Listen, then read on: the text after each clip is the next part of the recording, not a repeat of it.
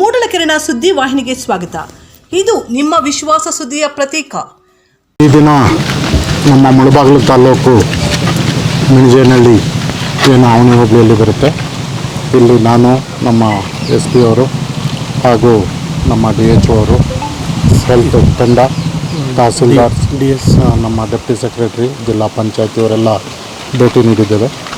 ಉದ್ದೇಶ, ನಮಗೆ ಇಲ್ಲಿ ಕುಡಿಯೋ ನೀರಿನ ಒಂದು ಕಂಟ್ಯಾಮಿನೇಷನ್ ಬಗ್ಗೆ ಮಾಹಿತಿ ಬಂದಿತ್ತು. ಇದನ್ನು ವೆರಿಫೈ ಮಾಡಬೇಕು ಅನ್ನೋ ಒಂದು ಉದ್ದೇಶದಿಂದ ಇವತ್ತು ಇಲ್ಲಿ ಬಂದಿದ್ದೇವೆ.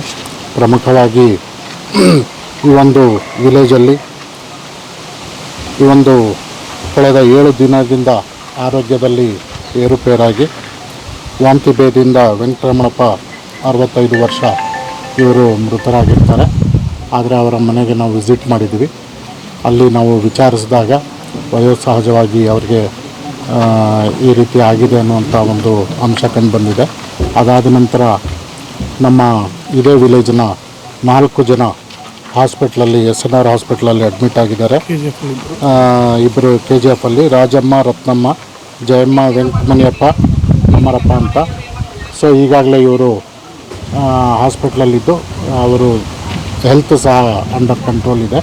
ಯಾವುದೇ ರೀತಿಯಾದಂಥ ಅಪಾಯ ಇಲ್ಲ.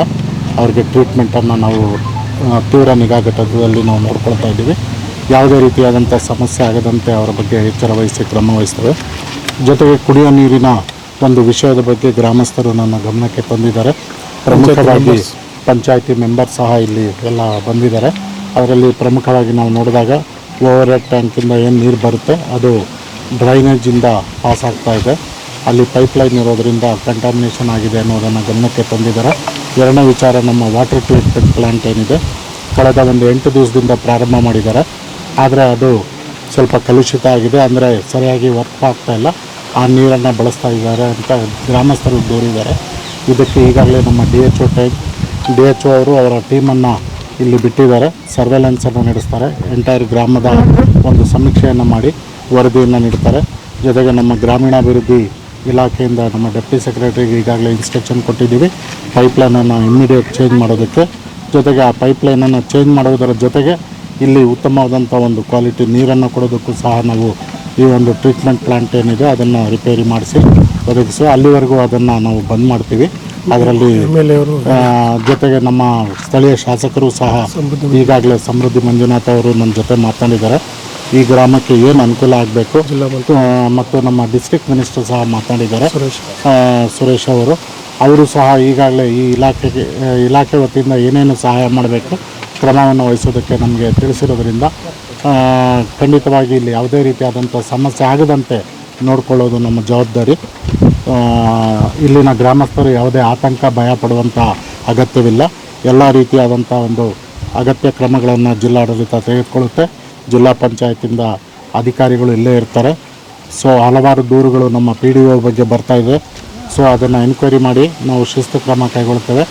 ಆ ರೀತಿ ಆಗದಾಗೆ ನಾವು ಸಹ ಮುಂದೆ ಕ್ರಮ ತೆಗೆದುಕೊಳ್ತೀವಿ ಅಂತ ಹೇಳ್ತಾ ಒಂದು ವಿಷಯವನ್ನು ಕುಡಿಯೋ ನೀರಿಗೆ ಅದಕ್ಕೆಲ್ಲ ಯಾವ ಮೂಲಭೂತ ವ್ಯವಸ್ಥೆ ಈಗ ಅಗತ್ಯವಾಗಿ ಕುಡಿಯೋದಕ್ಕೋಸ್ಕರ ಏನು ಟ್ಯಾಂಕರ್ ಮೂಲಕ ನಾವು ನೀರನ್ನು ಒದಗಿಸೋದಕ್ಕೆ ವ್ಯವಸ್ಥೆ ಮಾಡ್ತೀವಿ. ಯಾವುದೇ ರೀತಿಯಾದಂಥ ಸಮಸ್ಯೆ ಗ್ರಾಮದಲ್ಲಿ ಕುಡಿಯೋ ನೀರಿನ ಸಮಸ್ಯೆ ಆಗಬಾರ್ದು.